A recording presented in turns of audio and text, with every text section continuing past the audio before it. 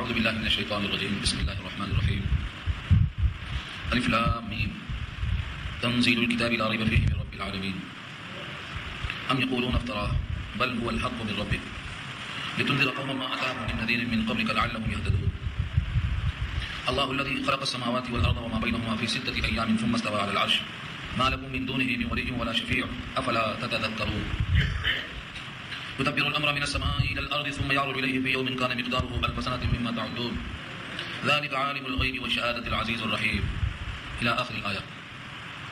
صدق الله العلي العظيم وصدق رسوله النبي الكريم ونحن على ذلك من الشاهدين والشاكرين. اللهم الهمنا رشدنا واعذنا من شرور انفسنا. اللهم وفقنا لما تحب وترضى من القول والفعل والنية. رب اشرح لي صدري ويسر لي امري واحلل عقدة من لساني يفقهوا قولي. آمین یا رب العالمین. محترم حضرات، معزز سامعین، محترم خواتین، میری ماں و بہنوں، میرے بھائیوں، پیارے بچوں، آج کی گفتگو کا عنوان ہے سورہ سجدہ، 21واں پارہ، پہلا رکوع. اس سورت کا نام سورہ سجدہ ہے کیونکہ اللہ تعالیٰ نے اس سورت میں سجدہ کرنے پر بڑی عمدہ تفصیل کے ساتھ بحث فرمایا ہے. سورت کا مضمون چونکہ سورت مکی ہے اس لیے عقائد پر گفتگو ہے اور فکر آخرت پر توجہ دلائی گئی. اس سورت میں 3 رکوع ہیں، کل 30 آیتوں پر مشتمل ہے. پہلا لفظ ہے الف لام میم. یہ 3 لفظ ہیں الف لام میم، ان کو ملا کر نہیں پڑھا جائے گا، ان کو الگ الگ ہی پڑھا جائے گا. اسی واسطے ان کا نام ہے مقطع، کاٹ کاٹ کے پڑھے جانے والے حروف. ان کو کوئی شکل میں ملانا درست نہیں. الف الگ پڑھیں گے، لام الگ پڑھیں گے، میم الگ پڑھیں گے. اس کو علامہ پڑھنا جائز نہیں. الف لام میم بالکل الگ الگ پڑھے جائیں. یہ اللہ تعالیٰ نے سورتوں کے شروع میں بطور چیلنج اور تحدی کے رکھا ہے کہ اگر تمہارا یہ دعویٰ ہے کہ قرآن اللہ کی کتاب نہیں ہے، بندے کا کلام ہے، تو ایک بندے نے ایسا بنا دیا، تم سارے بندے مل کے ترجمہ کر دو اور اس کا ترجمہ کسی کو آتا نہیں. اس بات کی دلیل ہے کہ یہ کلام اللہ کا کلام ہے. تو سورتوں کے شروع میں حروف مقطعات اسی واسطے لائے ہیں. یہ راز ہے اللہ کے درمیان.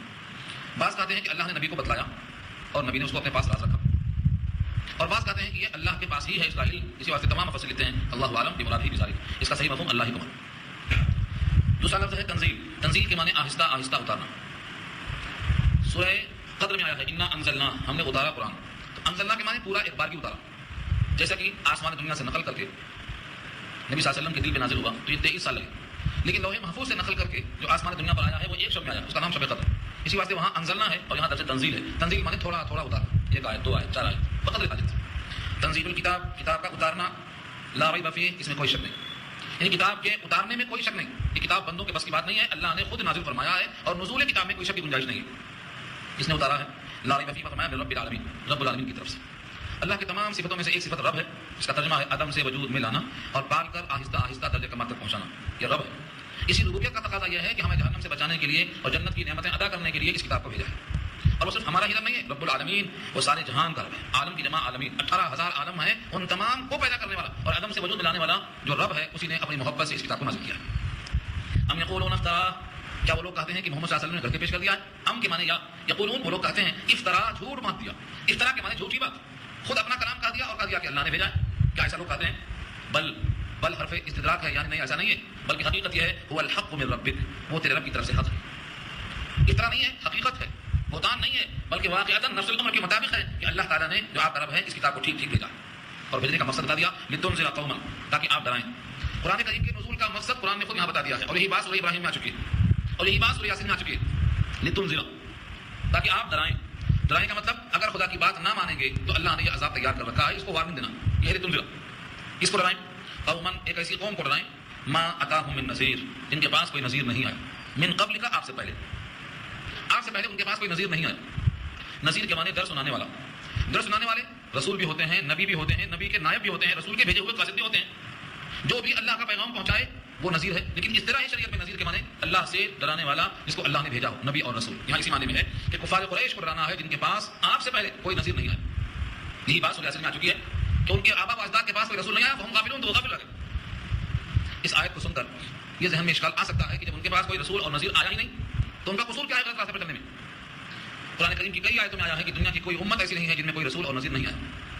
لکل امت رسول کا، ہر رسول ہر امت کے واسطے ایک رسول ہے، اور لکل امت ہر امت کے واسطے ایک رسول ہے. وَإِن مِّن أُمَّةٍ إِلَّا خَلَا فِيهَا نَذِيرٌ، ایسی کوئی امت ہی نہیں ہے جس میں نذیر نہ آیا ہو. یہاں کہا گیا ہے کہ ان کے آبا و اجداد کے پاس کوئی نذیر نہیں آیا آپ سے پہلے. تو نذیر ایک ہے اصطلاحی، یعنی رسول جس کو اللہ نے بھیجا ہو، آپ سے پہلے مکے والوں کے پاس نہیں آیا. اس کا مطلب یہ نہیں کہ رسول کے رسول اور قاصد اور علماء اور اصلاح کرنے والے مبلغین دعوت دینے والے کوئی بھی نہیں آیا، یہ کوئی بھی نفی نہیں.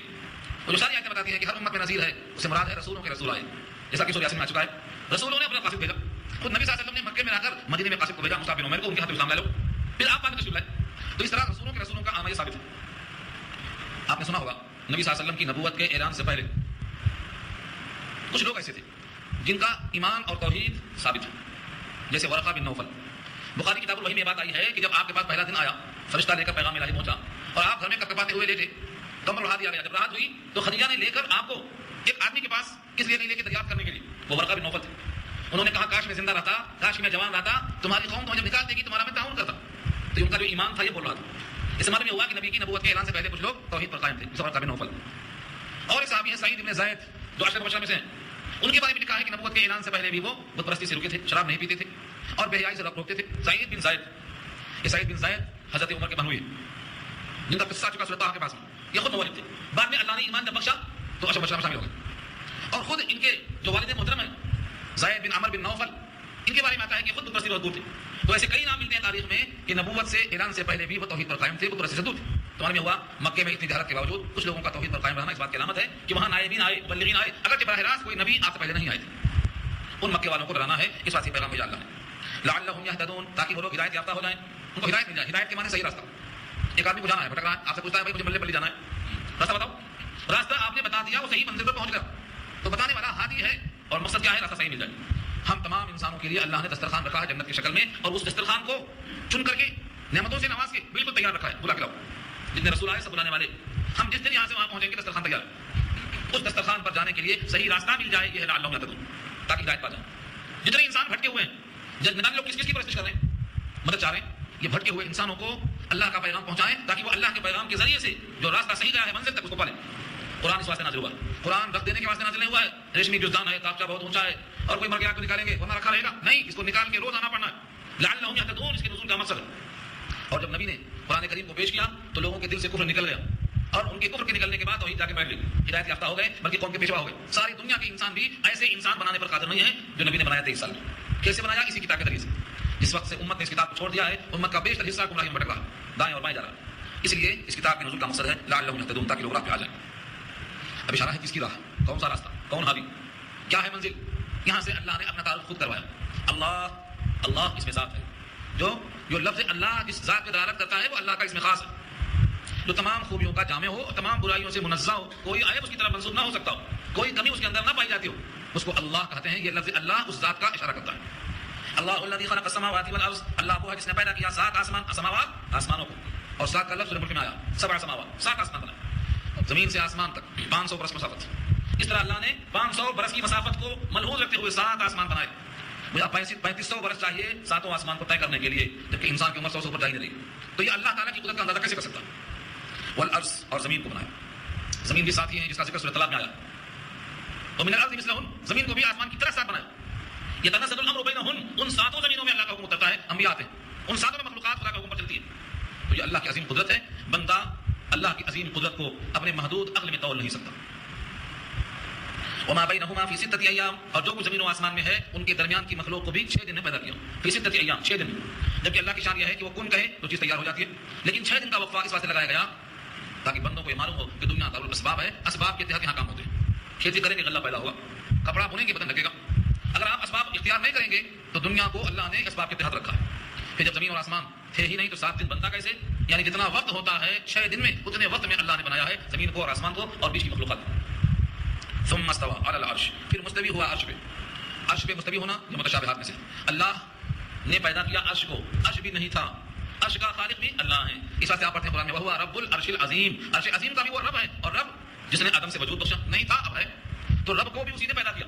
7 زمین اور 7 آسمان جب پیدا کیا تو ان آسمانوں پر جو عرش ہے اس عرش کو پیدا کیا. اس عرش پہ کرسی ہے، کرسی کو پیدا کیا. وہ سب کا رب ہے، سب اس کی مخلوق. اسی لیے جب عرش نہیں تھا، کرسی نہیں تھی، زمین و آسمان نہیں تھے، لیکن اللہ کا وجود ان تمام کے وجود کا ذریعہ بنا. اسی بات ہے اول کا، ایسا اول کہ اس سے پہلے کچھ نہیں. اللہ عرش کا، مخلوق کا اور کرسی کا کسی کا محتاج نہیں ہے، سب اس کے مربوب ہیں، سب اس کے محتاج. اللہ عرش پہ مستوی ہوا. عرش پہ مستوی ہونا اس کی شان کے مطابق ہے. وہ کیسے مستوی ہے عرش پہ یہ بندہ نہیں سمجھ سکتا ہے. البتہ یہ بات ہے کہ اللہ محدود نہیں ہے، لا محدود ہے. اسے کسی سمت میں مقید نہیں کیا جا سکتا ہے، وہ ہر سمت میں. جو لوگ کہتے ہیں سمت علیہ میں اوپر ہے اور نیچے نہیں ہے، یہ ان کا قول بے دلیل ہے۔ اللہ لا محدود ہے، اس کو اوپر محدود نہیں کر سکتے، اس کو معلق نہیں کر سکتے، یہ عیب ہے اور اللہ عیب سے پاک ہے۔ اسی لیے اللہ زمین میں آسمان میں اپنی شان کے مطابق ہے۔ اللہ نے خود کہا ہے وَهُوَ الَّذِي فِي السَّمَاءِ إِلَٰهٌ وَفِي الْأَرْضِ إِلَٰهٌ، وہی معبود زمینوں میں ہے، وہی معبود آسمانوں میں۔ وَهُوَ الَّذِي فِي السَّمَاءِ إِلَٰهٌ وَفِي الْأَرْضِ إِلَٰهٌ، 25واں پارہ سورہ زخرف کی آیت۔ زمین میں بھی وہی معبود، یعنی اسی کی بندگی آسمان میں، اسی کی بندگی زمین میں، وہ ہر جگہ معبود۔ مَا لَكُم مِّن دُونِهِ مِن وَلِيٍّ وَلَا شَفِيعٍ، نہیں ہے تمہارے لیے اس کے سوا کوئی ولی اور کوئی شفیع۔ ولی کے معنی ولایت کرنے والا، مدد کرنے والا، حمایت کرنے والا، اور شفیع کے معنی سفارش کرنے والا۔ اللہ اجازت نہ دے تو کوئی شفیع نہیں، اللہ نہ چاہے تو کوئی حمایت نہیں، اور اللہ چاہے تو سفارش کے واسطے اجازت دے دے۔ اسی لیے جب تک اللہ کی اجازت نہ ہو نہ کوئی سفارش ہے نہ کوئی حمایت۔ جب یہ بات ہے تو سب کو چھوڑ کے ہمیں اللہ کو راضی کرنا ہے، اللہ کو ہمیں اپنے لیے محور بنا کر اسی کی پرستش کرنا ہے کہ وہ چاہے تو سب کچھ ہو سکتا ہے۔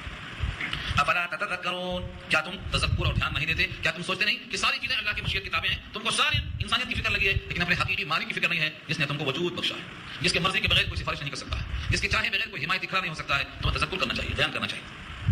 یدبر الامر من السماء الى الارض، وہ تدبیر کرتا ہے آسمان سے زمین تک۔ آسمان سے زمین تک، کون سا آسمان؟ نہیں، ساتوں آسمان، ساتوں زمین، آسمان سے زمین تک تدبیر کرتا ہے، یعنی پانی بسانا، پانی سے غلہ اگانا، غلے کے اوپر کورنگ کرنا، غلے کو دھوپ میں پکانا، سورج کا نکلنا، ہواؤں کو چلانا، کس مخلوق کی کیا غذائیں فراہم کرنا، بحری کون ہے، بری کون ہے، آج کس نے کیا مانگا ہے، اس کو کیا عطا کرنا، یہ سارا انتظام اللہ کی قبضہ قدرت میں ہے۔ آپ تنہا ایک کونے میں بیٹھ کے مانگ رہے ہیں، وہ آپ کے مانگے ہوئے کو دیتا ہے۔ ایسے کتنے مانگنے والے ہیں؟ یسألہ من فی السماوات والارض، جتنے زمین و آسمان میں سب اسی سے مانگتے ہیں اور سب کی طرف توجہ کرتا ہے۔ یہ اللہ کی شان، اللہ کی قدرت ہے۔ تو تدبیر کرنے کا مطلب یہ ہے زمین و آسمان کا نظام اللہ کی مرضی سے چلتا ہے، سورج کا نکلنا، ہواؤں کا چلنا، اور رات کا آنا اور جانا، دریاؤں میں پانی کا بہنا، یہ سب تدبیر میں آتا ہے۔ یدبر الامر، تدبیر سے اتارتا ہے کام آسمان سے زمین تک۔ ثم یعرج الیہ، پھر چڑھتا ہے وہ کام اس کی طرف۔ ہم نے نماز پڑھی، عمل صالح ہے، یہ اوپر جاتا ہے، نام اعمال میں درج ہے۔ جتنے نیک اعمال ہوتے ہیں یعرج الیہ، اس کی طرف چڑھتے ہیں۔ الیہ یصعد الکلم الطیب کہا 22واں پارہ میں، الیہ یصعد الکلم الطیب، اسی کی طرف چڑھتے ہیں نیک کلمے۔ تو اوپر سے فیصلے آتے ہیں اور نیچے سے اعمال جاتے ہیں، یہ اللہ کی شان۔ فی یوم کان مقدارہ الف سنۃ مما تعدون، ایسے دن میں، فی یوم، ایک ایسے دن میں، کان مقدارہ کی ہے اس کی مقدار، مقدار اردو میں استعمال ہے، کتنا مقدار ہے اس کی؟ الف سنہ، 1000 سال، مما تعدون، تمہاری گنتی میں سے، تم جو گنتے ہو اس گنتی کے اعتبار سے 1000 سال کا ایک دن ہوگا، اس دن میں یہ کام اوپر چڑھیں گے اور اس دن اللہ تعالیٰ ان کا مطابق فیصلہ کریں گے۔ اس آیت کو دیکھ کر مفسرین جو ساری آیتوں پر نگاہ رکھ کر کلام کرتے ہیں فرماتے ہیں سورہ معارج پارہ 29 میں اللہ نے کہا ہے کہ وہ دن 50,000 سال کا ہوگا، کان مقدارہ 50,000 سنہ، 50,000 سال کا ایک دن ہوگا، اور یہاں فرمایا کہ اس کی مقدار 1000 سال کی ہے۔ تو آخر 1000 سال کا دن کون سا ہوگا اور کب ہوگا، اور 50,000 سال کا دن کب ہوگا اور کس کے لیے ہوگا؟ اس کے بارے میں صحیح بات وہ ہے جو حضرت عبداللہ بن عباس نے کہی ہے کہ یہ 2 دن ہیں جن کا ذکر اللہ نے کیا ہے، لیکن 1000 سال کا دن کون سا ہوگا اور 50,000 سال کا کون سا دن ہوگا اللہ نے متعین نہیں کیا، لہذا ہم ان کے دونوں کو اپنے حال پہ باقی رکھتے ہیں کہ یہ دونوں دن ہیں۔ اپنی طرف سے اس میں ایسی بات نہیں کہنا چاہتے ہیں جو اللہ کی طرف سے نہ نازل کی ہوئی۔ یہ کون ہے؟ عبداللہ بن عباس، جو قرآن کے مفسر گزرے صحابہ میں اور ممتاز مفسر، لیکن تطبیق دینے کی واسطے انہوں نے کہا ہے کہ قیامت کا دن لوگوں کے واسطے الگ الگ حال ہوگا۔ مومن کے لیے دن ہلکا ہوگا، کافر کے لیے مشکل ہوگا، پھر کافر میں جو ائمہ کفر ہیں بڑے بڑے سرکش، ان کے لیے اور شدت ہوگی۔ تو مومن کے لیے محشر کا میدان ایسا ہوگا جیسے ظہر اثر کے بیچ میں قیلولہ کرنے کا وقت، ظہر پڑھ کے کھا کے سوئے اٹھے تو اثر کا وقت ہو گیا، جتنا وقفہ ظہر اثر کے درمیان ہے یہ وقفہ مومن کے لیے ہوگا۔ جو مجرم ہوں گے ان کے واسطے 1000 سال کا دن ہوگا، اور جن کے لیے بہت زیادہ شدت ہوگی ان کے لیے 50,000 سال کا دن ہوگا۔ ویٹنگ روم میں انتظار کرنے والوں کو جیسی راحت ہوتی ہے وہ اتنا لمبا وقت دکھتا ہے، پریشانی میں ہے تو بہت لمبا وقت دکھائی دیتا ہے، اور بڑے راحت میں ہے تو ان کو وقت کم دکھائی دیتا ہے۔ تو یہ کئی لوگوں کے حوالے ہیں، ایک قول تو یہ ہے، دوسرا قول ہے کہ ایک ہی آدمی کے کئی اعمال ہیں، پہلے وہ دن شدت کے اعتبار سے 1000 سال کا ہوگا اور بعد میں وہی شدت جب بڑھ جائے گی تو وہی ایک دن 50,000 سال کا ہوگا، لیکن اس سے کم کی گنجائش نہیں ہے۔ اللہ تعالیٰ نے یہ دن کو مقرر کیا ہے، تمہاری گنتی جو بھی ہے اسی گنتی کے اعتبار سے 1000 برس کا وہ ایک دن ہوگا، اس میں سب کے کام چڑھیں گے اور اللہ تعالیٰ اس کا فیصلہ فرمائیں گے۔ اب اللہ کا علم دیکھو، اللہ کا علم کتنا محیط ہے۔ ذالک عالم الغیب والشہادہ، وہ جاننے والا ہے غیب کا اور حاضر کا، چھپے کا اور کھلے کا، غیب چھپے اور شہادہ کھلے دونوں کو جاننے والا۔ عام دنیا کی مخلوق میں سب سے ممتاز انسان ہے، اس کا حال یہ ہے کہ جو سامنے ہے وہ نظر آتا، آنکھ سے بھی روشنی آئے اور خارجی روشنی بھی ہو تو نظر آتا ہے، ورنہ آنکھ سے نظر نہیں آتا۔ اگر اندھیرا ہو جائے تو آنکھ کی روشنی کام نہیں کرتی، اور اگر باہر روشنی ہو آنکھ کی روشنی کم ہو جائے تبھی کام نہیں کرتی، داخلی روشنی بھی ہو خارجی روشنی بھی ہو تو نظر آتا۔ اللہ تعالیٰ کا جو علم ہے وہ عالم الغیب و شہادہ ہے، جو چیز چھپی ہے وہ بھی معلوم اور جو ظاہر ہے وہ بھی معلوم۔ اللہ کی شان میں ہے العزیز، غالب ہے، الرحیم، رحمتوں والا، اس کا غلبہ ایسا ہے کہ کوئی چیز اس کے علم سے باہر نہیں، اور ایسا رحیم ہے کہ وہ کسی پہ رحمت کرنا چاہے تو کوئی چھین نہیں سکتا، وہ اپنے ذات سے رحیم ہے، اپنے ذات سے غالب ہے۔ اسی رحمت کا کرشمہ یہ ہے کہ انسانوں کو اللہ نے سب سے حسین، سب سے احسن بنایا، ساری مخلوق میں حسین ترین انسانوں کو بنایا۔ فرمایا الذی احسن کل شیء خلقہ، جس نے پیدا کیا ہر چیز کو بہترین حسن کے ساتھ۔ احسن، احسن کے معنی عمدہ، کل شیء ہر چیز کو عمدہ بنایا۔ الذی احسن کل شیء خلقہ، پیدا کیا اس نے تو عمدہ بنایا۔ اس سے لوگوں نے قص کیا ہے دنیا کی کوئی چیز ہم کو خراب نظر آتی ہے تو ہو سکتا ہے نظر آئے، لیکن اپنی پیدائش کے اعتبار سے دنیا کی کوئی چیز کمی نہیں ہے. خنزیر بظاہر لگتا ہے کہ یہ بہت خراب ہے، لیکن خرابی کی مثال دینے کے لیے وہ سب سے عمدہ ہے. لگتا ہے مچھر ہے، کھٹمل ہے، بچھو ہیں، سانپ ہیں، یہ سب کے سب اپنی ذات میں اپنے سرشت میں خراب ہیں، لیکن مثال دینے میں اس سے بہتر مثال نہیں ہو سکتی. اپنے وجود میں اللہ نے ان کو بھی حسین بنایا. نہیں ہے کوئی نہیں ہے چیز نکمی کوئی زمانے میں کوئی برا نہیں قدرت کے کارخانے میں، جس کو بنایا عمدہ بنایا. اور آگے فرمایا کہ جتنی تخلیق ہوئی ہے ان میں سب سے زیادہ احسن انسان کو بنایا. تو لوگ سمجھتے ہوں گے کہ انسان سب سے عمدہ ہے تو اس کا جو مٹیریل ہے وہ سب سے عمدہ ہوگا. اللہ فرماتے نہیں، وَبَدَأَ خَلْقَ الْإِنسَانِ مِن طِينٍ، مٹی سے بنایا. جو آپ کے پیروں تلے مٹی ہے، بے حیثیت مٹی، اسی مٹی سے ہم نے انسان کو بنایا، لیکن سب سے اشرف اور اکرم بنایا. یہ اللہ کی تخلیق کا شاہکار ہے. بعض دفعہ لوگ کہتے ہیں بھائی چیز اچھی تھی، مٹیریل اچھا تھا، اس واسطے اچھی تیار ہوئی. اللہ فرماتے ہیں یہ تو مٹی سے بنایا میں نے، لیکن سب سے اشرف ہے، سب سے اکرم ہے، سب سے احسن ہے، سب سے عمدہ. یہاں تک کہ زمین پر خلیفہ بن کے بیٹھا اللہ نے بنایا. وَبَدَأَ خَلْقَ الْإِنسَانِ مِن طِينٍ، اور شروع کیا انسان کی تخلیق کو مٹی سے. پہلے آدم ہے جو انسان ہے ان کو اللہ نے مٹی سے بنایا. مٹی سے ساری زمین کے اوپری حصے کو لیا اور گودا. کہیں زمین کالی ہے، کہیں لال ہے، کہیں بنجر ہے، کہیں بہت زیادہ قوت نباتیہ والی ہے. تو جیسی زمین کا جو خمیر تیار ہوا، انسانوں میں بھی لال، پیلے، گورے، ذہین، بدو، بے عقل سب قسم کے انسان پیدا ہوتے ہیں یہ زمین کی خواص کی وجہ سے، جس کو جیسا چاہ بنا دیا اللہ. ثم جعل نسله من سلالة من ماء مهين، پھر بنایا اس کی نسل کو. سلالہ کہتے ہیں پانی کے نچوڑ کو. انسانیت کا نچوڑ کیا ہے؟ اس کو جوہر کا ہے وہ ہے سلالہ، مراد ہے پانی کے قطرے. من ماء مهين، ذلیل اور حقیر پانی. بعض کہتے ہیں مہین کے معنی ذلیل کے آتے ہیں مگر وہ ناپاک نہیں ہوتا. لیکن احناف کہتے ہیں اللہ نے اس کو مہین اسی واسطے کہا ہے کہ اس کے خروج سے غسل واجب ہوتا ہے. اگر وہ بذات خود اپنے وجود میں مہین نہیں ہے اور وہ حقیر نہیں ہے تو اس کے خروج سے غسل کیوں واجب ہوتا ہے؟ اسی واسطے وہ ناپاک ہے. بعض دوسروں کی رائے الگ ہے، لیکن یہاں اللہ فرمایا کہ وہ پانی بے قدر پانی ہے، بے حیثیت پانی ہے، اس کی کوئی حیثیت نہیں. ایسے بے حیثیت بے قدر پانی سے ہم نے انسان کو تیار کیا ہے، تب بھی سب سے اشرف بنا. یہ اللہ کی تخلیق کا شاہکار ہے. ثم سواه، پھر ہم نے اس کو ٹھیک ٹھیک بنایا. ٹھیک ٹھیک کا مطلب کیا ہے؟ بدن کے عضو کو آپ دیکھو جتنا مناسب چاہیے. مثلا ہاتھ کو کتنا لمبا ہونا چاہیے جسم کی لمبائی کے اعتبار سے، انگلیاں کتنی لمبا ہونا چاہیے ہاتھ کی لمبائی سے، کتنی موٹا ہونا چاہیے جسم کی جسامت کے اعتبار سے، چہرے پر ناک کے اعتبار سے ہونٹ کیسے ہونا چاہیے، اور آنکھ کے اعتبار سے ان کی پلکیں کیسے ہونا چاہیے. اس کو کہتے ہیں سوا. انسان کو اللہ نے ثم سواہ، اس کو برابر کیا، بالکل برابر. ایک ایک انسان کے انگوٹھوں کے نشان کو، اس کے چہرے کو ایسا سنوارا ہے کہ کائنات میں آپ کی طرح کوئی چہرہ آپ کو نظر نہیں آئے گا. یہ سنوارا ہے اللہ. حالانکہ 1.25 انچ ہے، 1.25 انچ کا سارا گورا پیلا تیرا ہے، اس میں چھوٹا کوئی نہیں، یا تو گورا ہوگا یا تو کالا ہوگا یا تو سانولا ہوگا. 1.25 انچ کا چہرہ ہے اور سب کے اندر یہی 2 آنکھ ہے، 2 ناک ہے، ناک کے 2 سوراخ ہیں، 2 ہونٹ ہے، لیکن کسی کی شکل کسی سے ملتی نہیں. یہ سوا ہوا ہے، برابر کیا ہم نے، ٹھیک ٹھیک بنایا. جس اللہ نے ہمارا اتنا لحاظ کیا کہ ہمارا ہم پلہ نہیں بنایا کسی کو، ہم اس بنانے والے کا ہم پلہ بتوں کو بناتے، مخلوق کو بناتے، درختوں کو بناتے، آگ کو بناتے، بے حیثیت مخلوق کو بناتے. جس اللہ نے ہمارا اتنا لحاظ کیا، ہم اس اللہ کے ساتھ یہ سلوک کرتے ہیں کہ مخلوق جو بے حیثیت ہیں ان کو بناتے خالص. اذ نسویکم برب العالمین، رب العالمین کی شان کیسی ہے، اس مخلوق کی عاجزی کیسی ہے، ہم دونوں کو برابر کر دیتے. یہ شرک ہے، یہ ناقابل برداشت جرم ہے. اللہ نے فرمایا ونفخ فیہ من روحہ، جب پتلا تیار ہوا، سنوار دیا، ڈھال دیا، ونفخ، پھونک مارا اس کے اندر، ہماری روح سے ایک جان ڈالا. جب بچہ ماں کے پیٹ میں ہوتا ہے 4 مہینہ جب پورا ہو جاتا ہے اس کے اندر اللہ روح ڈال دیتے ہیں.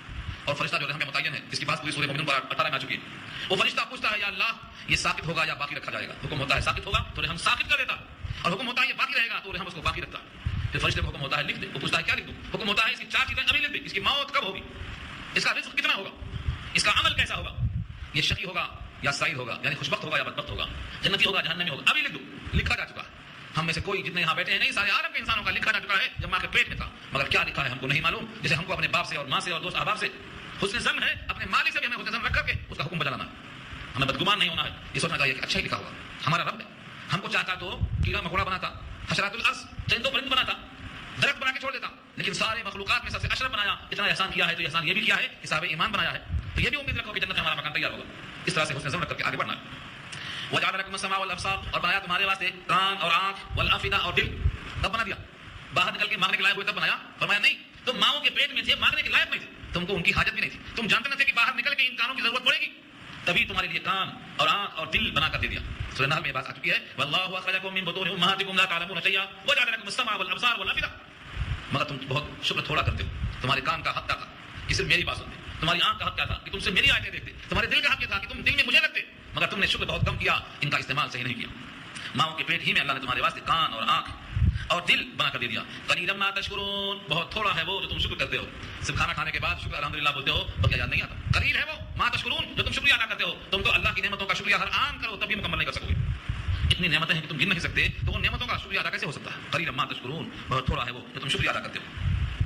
اس ناشکری میں لوگ کیا کرتے ہیں، اتنی قدرت والا رب جس نے تم کو پیدا کیا جب تم تھے ہی نہیں، اب تم موجود ہو، تم کو مار کے دوبارہ زندہ کرے گا تو تم کو شک ہوتا ہے کہ ہم کو دوبارہ کیسے پیدا کرے گا؟ ہم جب مٹی میں مل جائیں گے، ہڈیاں ہماری مٹی بن جائیں گی، اب کیسے پیدا کرے گا؟ جب کچھ نہیں تھے پیدا کر دیا، اب کچھ ہیں تو پیدا کرنا مشکل کیسے ہو گیا؟ وقالو، اور کہتا ہے کون؟ یہ اس کا حال ہے جو بندہ مومن نہیں ہے، ورنہ مومن والا تو کہتا ہے اللہ حافظ پہ قادر ہے، وہ جو چاہے وہ کر سکتا ہے، اس کی شان ہے فعال لما یرید، جو ارادہ کرے کب کرتا ہے۔ قالوا اذا ضللنا في الارض، کہتے ہیں جب ہم مل جائیں گے زمین میں، مل جائیں گے زمین میں، زمین ہمیں کھا جائے گی، ہڈیاں مٹی بن جائے گی، گوشت مٹی بن جائے گا، چمڑے مٹی بن جائیں گے، مٹی میں جا کر ہمارا پورا وجود لہمیہ ختم ہو جائے گا۔ ضللنا في الارض انا لفی خلق جدید، کیا ہم ہوں گے نئی تخلیق میں، پھر سے پیدا کریں گے، ہم پیدا دوبارہ کیے جائیں گے؟ اصل میں ان کو یہ شک نہیں ہے کہ دوبارہ ہم پیدا کیے جائیں گے، بلکہ وہ اپنے رب کی ملاقات کا انکار کرنا چاہتے ہیں۔ کون رب؟ کیسا رب؟ کہاں کی ملاقات؟ کیسا حساب؟ کیسی جزا؟ کیسا بدلہ؟ حقیقت میں وہ رب کی ملاقات کا انکار کرنا چاہتے ہیں، اور رب کی بے نیازی کا عالم یہ ہے جو رب سے ملنا چاہتا ہے رب سے ملنا چاہتے ہیں، اور جو رب سے نہیں ملنا چاہتے رب بھی ان سے نہیں ملنا چاہتے، ان کو دیکھیں گے بھی نہیں۔ من احب لقاء اللہ احب اللہ لقاءه ومن كره لقاء الله كره الله لقاءه۔ ان کا بھی حال یہ ہے کہ حقیقت میں وہ اللہ کی ملاقات کا انکار کرنا چاہتے ہیں، بل هم بلقاء ربهم کافرون، بلکہ وہ لوگ اپنے رب کی ملاقات کا انکار کرنے والے ہیں، ملاقات کا انکار کرتے ہیں، حالانکہ ہر بندہ اللہ سے ملاقات کرے گا، ہر بندہ، سوائے ان کے جو مجرم اتنے شدید ہیں کہ اللہ ان کو دیکھنا نہیں چاہتے، وہ حجاب میں رکھ دیے جائیں گے، وہ اللہ کے دیدار سے معلوم ہوں گے، کلا انہم عن ربهم یومئذ لمحجوبون، حجاب میں، بقیہ سب لوگ اللہ کی ملاقات سے فیضیاب ہوں گے۔ اللہ فرماتے ہیں تم اگر رب کی ملاقات کا انکار کرتے ہو تو یہ بتاؤ کہ تمہاری روح کون قبض کرتا، کس کے حکم سے قبض کرتا، کہاں لے کے جاتا؟ تم کسی کے ماتحت نہیں ہو تو مرتے کیوں ہو؟ روک لو خود کو، روک لو اپنے آپ کو، تم کسی کے ماتحت نہیں ہو، آزاد ہو تو کیوں تمہیں بچپن سے بڑھاپا آیا، شباب کو روک لیے ہوتے، چہرے پہ جوانی کے آثار تھے، خودرا چہرہ لے کے کیوں جیتے ہو؟ اپنے چہرے کو روک لیے ہوتے، تمہیں جیسے اپنے وجود میں تغیر پہ اور انقلاب پہ کوئی طاقت نہیں ہے، ہمارا جب فرشتہ جائے گا روح نکالنے کے لیے تو تم اپنے آپ کو روک نہیں سکو گے۔ آگے فرمایا قل یتوفاکم، کہہ دو، قل اے نبی آپ کہہ دیجیے، یتوفاکم، تم کو وفات دیتا ہے، وقت آئے گا تو دے گا، یتوفا فعل مضارع ہے، حال مستقبل دونوں کو شامل ہے، یتوفاکم، قبض کر لیتا ہے تمہاری روح کو کون؟ ملک الموت، ملک الموت، ملک فرشتہ، اور موت موت کا فرشتہ، اللہ نے بہت سارے فرشتے پیدا کیے ہیں، ان میں سے ایک فرشتہ ہے موت کا، جس کا نام ملک الموت ہے، اسرائیل سے بلاتے ہیں، یہاں سے واحد ہے، لوگ سمجھتے ہیں کہ ایک ہی فرشتہ، ایک ہی نہیں ہے، ایک فرشتہ اصل سردار ہے، اس کے ماتحت بہت فرشتے، ولو ترى اذ يتوفى الذين كفروا الملائکہ، جب فرشتے روح نکالیں گے کافروں کی تو ملائکہ جمع ہے، بہت سارے فرشتے، حضرت اسرائیل کو اللہ نے یہ کام عطا فرمایا ہے کہ وہ لوگوں کی روح نکالیں، مگر اپنی مرضی سے نہیں، اللہ کے حکم سے، اللہ نے مسلط کیا۔ قل يتوفاكم ملك الموت، کہا تو تمہاری روح کو قبض کرتے ہیں ملک الموت، یعنی موت کا فرشتہ، الذي وكل بكم، جو تم پر مسلط کیا گیا، مسلط کیا گیا تم پر، ثم الى ربكم ترجعون، پھر تم سب لوٹائے جاؤ گے اپنے رب کی طرف، یہ آخری آیت ہے روح، تم سب کی روح ملک الموت ایک فرشتہ ہے جو نکالے گا، اور تم سب رب کی طرف لوٹائے جاؤ گے، جب تم رب کے پاس لوٹائے جاؤ گے تو اب بتاؤ کہ تمہارا انکار کرنا درست ہے یا دھوکہ ہے؟ ملک الموت کے بارے میں علامہ آلوسی نے لکھا ہے روح المعانی میں کہ دنیا میں جتنے انسان ہیں جن کی روح قبض کرنے کے لیے اللہ نے اس فرشتے کو مقرر کیا ہے، یہ فرشتہ دن میں 5 بار دیکھتا ہے، 5 بار، لیکن معلوم نہیں ہے کہ اس کی روح کب نکالنا ہے، جس دن نکالنا ہے اس دن خدا کا حکم ہوتا ہے اس کی روح آج نکال، دیکھتا روز ہے لیکن اس فرشتے کو بھی پتہ نہیں ہے کہ اس کی روح کب نکالنا ہے۔ فرمایا کہ جیسے کوئی تشتری میں دانے رکھے ہوں، سارے انسانوں کی روح اس ملک الموت کے سامنے ایسا ہی ہے جیسے ایک تشتری کے دانے، جس کو چاہے اٹھا لیا، یہ ملک الموت ہر انسان کو دن میں 5 بار دیکھتا ہے، ہم اسے اگر دیکھ لیتے ایک بار تو ہوش اڑ جاتے، اس کی آنکھیں، اس کا وجود، اس کا ڈراؤنا چہرہ، جب نیلی آنکھوں والا خبر میں آئے گا، زرقا نیلی آنکھ والا، سورۃ طٰہٰ میں اللہ نے کہا ہے یومئذ زرقا، آنکھیں زرد ہوں گی، نیلی آنکھیں ہوں گی، وہ فرشتہ اگر ہم کو نظر آ جائے تو ہمارے ہوش ہمیشہ کے لیے ختم ہو جائے، وہ ہمیں دیکھتا، ہم اسے نہیں دیکھتے، رب کریم کی خبر ہے کہ تم کو 5 دفعہ وہ دیکھتا۔ اب سوچو، جو فرشتہ ہمیں 5 بار دیتا ہے، ہماری روح کو نکالنے پر وہ قادر ہے، ہم اس فرشتے کو نہیں دیکھتے ہیں، ہمیں اللہ کی ذات پر یقین ہے تو ہمیں اس فرشتے کی فکر کرنا چاہیے۔ یہ ملک الموت کو جب کام لگایا اللہ نے روح قبض کرنے کا تو اس نے شکوہ کیا، اے رب العالمین ایسا کام دیا ہے کہ پوری مخلوق ہمیں کوسے گی، جس کو دیکھو مارتا ہے، جس کو دیکھو روح نکالتا ہے۔ اللہ فرمائیں گے کہ ہم ایسے اسباب کے تحت موت رکھ دیں گے تو یہ لوگ یاد ہی نہیں کریں گے۔ کوئی بولتا ہے ملک الموت آئی تھی، ٹرک والا مار دیا، دبا دیا، کھدل دیا، چھت سے گر گیا، بجلی کا کرنٹ لگ گیا، شارٹ، نہ جانے کیا کیا بولتے ہیں، کبھی کوئی نہیں بولتا اس کا وقت ہو گیا تھا، فرشتہ آ کے لے کے چلا گیا، کبھی سنا آپ نے؟ کیوں؟ اللہ تعالیٰ نے موت کو اسباب کے تحت رکھ دیا ہے۔ ہارٹ اٹیک ہو گیا، ہارٹ اٹیک کیا یہ دل خدا کے قبضے میں ہے، اس کے حکم سے چلتا تھا، اس کا حکم نہیں ہے تو نہیں چلے گا۔ جسم کا ہر پرزہ، صرف دل ہی نہیں، آنکھیں بھی حکم ہے تو دیکھتی ہیں۔ اور یہ ملک الموت فرشتہ بھی کہتا ہے اگر خدا کا حکم نہ ہو تو میں ایک مچھر کو نہیں مار سکتا ہوں، یہی فرشتہ بولتا ہے، میں ایک مچھر کو نہیں مار سکتا ہوں، خدا کا حکم نہ ہو، میں جس کی روح قبض کرتا ہوں یہ خدا کا حکم ہے تو میں قبضہ کر لیتا ہوں، خدا کا حکم نہ ہو تو ایک مچھر نہیں مار سکتا۔ ایک انصاری صحابی کی وفات کے موقع پر نبی صلی اللہ علیہ وسلم نے ملک الموت کو سہانے دیکھ لیا، سہانے کشف ہے اللہ کے نبی کا، اور پہلے تو ملک الموت انسان کی شکل میں آیا کرتا تھا، جب سے مکہ کھایا حضرت موسیٰ کا اس وقت سے آنا بند ہو گیا۔ فرشتہ ملک الموت انسان کی شکل میں آتا تھا، موسیٰ سے کہا چلو بلایا اللہ نے، تمہاری جان لینا ہے، موسیٰ نے کہا میری جان لینا ہے، بھلا کوئی دوست کسی دوست کی جان لیتا ہے، ایک مکہ کھینچ کے مارا، اس کی آنکھیں بھاگیں۔ یہ کتاب ہے منظر الموت، عربی میں پوری حدیثوں کو جمع کیا، اور یہ تو بخاری میں واقع مذکور ہے، جاننا کیا ابواب میں، وہ فرشتہ اپنی ہتھیلی میں آنکھ رکھ کر اللہ کے پاس پہنچ گیا، کہتے ہیں بندے نے یہ حال کر دیا، اس کی حالت کو اللہ نے درست کر لیا اور کہا جا کے موسیٰ سے کہا دے مرنا نہیں چاہتا ہے تو کسی بیل کی پیٹھ پہ ہاتھ رکھ دے، جتنے بال آئیں گے اتنے سال حیات بڑھ جائے گی. بیل اس کے بعد کتنے باریک باریک ہوتے ہیں، کتنے بال آئیں گے اتنے سال کی حیات بڑھ جائے گی. حضرت موسیٰ نے کہا اس کے بعد کیا ہوگا؟ کہا پھر موت. کہا جب اس کے بعد پھر موت ہے تو اتنا انتظار کیوں کیا جائے، چلو ابھی کیوں نہیں. تو یہ فرشتہ ہر ایک کی روح قبض کرتا ہے. تو پہلے آتا تھا نظر، اب نظر نہیں آتا کہ مکہ کھائے. بی بی عائشہ فرماتی ہیں جب حضور کے گھر میں داخل ہوا تو غصہ آیا تھا، فاطمہ کو غصہ آیا تھا. یہ کون ہے گستاخ جو کھٹکا ہمارے بغیر آ گیا؟ دستک دے کیا رہا ہے؟ دستک دینے کا وقت ہے تقریب میں. ہمارے نبی صلی اللہ علیہ وسلم نے فاطمہ سے کہ یہ وہ ہے جو کھٹکا مارے بغیر ہر جگہ جاتا ہے، یہاں تو کم سے کم کھٹکا مار رہا ہے، یہ بے کھٹکا آنے والا ہے، یہ فرشتہ موت ہے. بی بی فاطمہ کو رونا آیا، لیکن کان میں حضور نے کہا کہ تم سب سے پہلے مجھ سے ملاقات کرنے والی ہو، مطلب میرے بعد تم سب سے پہلے میرے پاس آؤ گی. ہنسی آ گئی. تو فرشتہ اس کی آواز بہت عجیب و غریب ہے. وہ انصاری صحابی کے سامنے حضور نے دیکھا تو کہا دیکھو یہ میرے صحابی ہیں، ان کی روح نکالنے میں ذرا آسانی کا خیال کرنا. اس فرشتے نے کہا آپ بے فکر رہیں، میں یہی ایک نہیں ہر مومن کی روح بہت آسانی سے نکالتا ہوں. یہاں تک کہ جب فرشتہ مومن کے پاس آتا ہے روح کا وقت قبض کرنے کا ہوتا ہے، ابن ماجہ کی روایت کے مطابق تو کہتا ہے آپ کے رب نے آپ کو سلام کہا ہے اور بلایا. یہ کہتا ہے چلو نکل جاتی روح. جیسے کوئی مشکیزہ پانی کا بھرا ہوا ہو چمڑے کا تھیلا اور بندھن کھولتے ہی پانی نکلنے کو بےتاب ہوتا ہے، یہ مومن کی روح کا حال ہے. تو مومن کی وجہ سے آسانی بہت ہے، لیکن مومن زبان سے بولنا کافی نہیں ہے، مومن بننا. اور مومن کہتے ہیں جو نبی صلی اللہ علیہ وسلم کے لائے ہوئے سارے دین کو حق سمجھے، اس کے مطابق حیات گزارے. ایسا نہیں ہے کہ مسلمان ہے مومن ہے صرف مسجد میں شادی خانے میں آیا تو دے دوں اپنی مرضی. تو فرشتہ مومن کو ایسا کرے گا، نرمی کی روح نکالے گا. اور مومن وہی ہے جو مسجد میں مندر میں کہیں بھی جائے، ساری کائنات میں کہیں بھی رہے، وہ اللہ کے قانون کا پاس لحاظ رکھے. صحابہ کرام دوسرے عبادت قدوں میں گئے ہیں، ان کی نمازیں وہاں بھی ہوئی ہیں، لیکن اپنے رب کے حکم کے مطابق ہوئی. بتوں کو پیچھے رکھ دیا، نماز پڑھ لیا. نسانیہ کا دیا ہوا وضو کا پانی وضو کیا. تو ملک الموت مومن کے واسطے کوئی تکلیف دہ نہیں ہے، بلکہ تحفہ لے کر آئے گی. آپ کے رب کا سلام، پھر تحفہ ہے کہ بلاوا آیا، اور جس کو رب نے بلایا ہے دسترخوان تیار ہے، چلیے کھانا حاضر ہے. اس لیے ملک الموت سے کوئی خوف نہیں ہے، خوف تو اپنے ایمان کے بچانے کا ہونا چاہیے، کیونکہ آج ایمان کا بچانا بہت مشکل ہو چکا ہے. اور حدیث میں پیش گوئی موجود ہے، یہ بات انشاءاللہ کسی موقع پر آئے گی. بات مکمل ہو گئی کہ ملک الموت روزانہ ہر انسان کو 5 بار دیکھتا ہے، لیکن جب تک خدا کا حکم نہیں ہوگا وہ روح کو قبض نہیں کرے گا. اس پر ایک پرانا قصہ یاد آیا مجھے. کسی گھر میں بڑھیا کا انتقال ہوا، سب لوگ رو رہے ہیں. اس نے کہا بھائی بڑھیا بہت بڑی ہو گئی تھی، اگر یہ نہ مرتی تو کیا کرتے تم؟ بچا کرتے. اس کو کیا کرتے؟ اس کے مرنے پر مرنے کی کیا ضرورت؟ تو کہا کہ بڑھیا کے مرنے پر نہیں رو رہے ہیں، رو رہے اس بات پر ہیں کہ اب ملک الموت نے گھر دیکھ لیا ہے. یہ ہے اصل خدشہ. تو حقیقت یہ ہے کہ اب نہیں دیکھا، روزانہ 5 دفعہ دیکھا، اب یہ احساس دلا دیا ہے. یہ احساس دلا کر ہی موت ہوتی ہے. ملک الموت جب آئے گا فرشتہ تو کہے گا میاں تم بے خبر ہو، تمہیں یہ خبر نہیں کہ تم کو ہم نے کچھ پیغام بھیجا تھا، اطلاع دی تھی، تمہارے بات سے بید ہو گئے تھے جو ہماری طرف سے خبر تھی ہمارے والے ہیں، تمہاری کمر جھک گئی تھی، تمہارا بدن کمزور ہو گیا تھا، تمہارے دانت گر گئے تھے، تمہاری نگاہیں کمزور ہو گئی تھی، جسم میں درد شروع ہو گیا تھا. یہ ہمارے سب قاصد تھے، پیغام تھے ہمارے کہ ہم اب آنے والے ہیں. سارے پیغامات کو تم نے کیئر نہیں کیا، اب تم کرو کیا جانا کرو، ہم تو پہنچے ہیں، اب چلنا ہے.